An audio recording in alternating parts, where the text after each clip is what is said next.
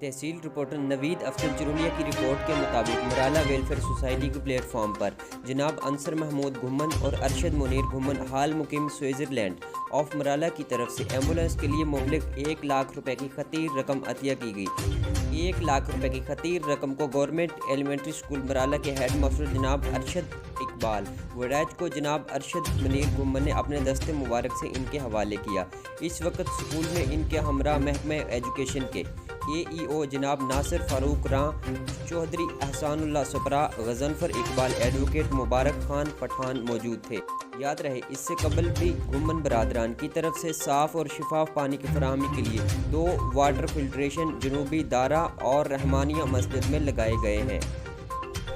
جنوبی قبرستان کی جنازگاہ میں ٹف ٹائلز بھی گھمن برادران کی خصوصی کاوشوں سے لگائی۔ اس کے علاوہ ابن عباس مسجد میں بھی گھمن برادران نے واٹر فلٹریشن لگوانے کا عندیہ دے دیا ہے اور گورنمنٹ ایلیمنٹری اسکول مرالا میں تمام رومز میں وائٹ واش کروانے کا بھی گھمن برادران کی طرف سے وعدہ کیا گیا ہے۔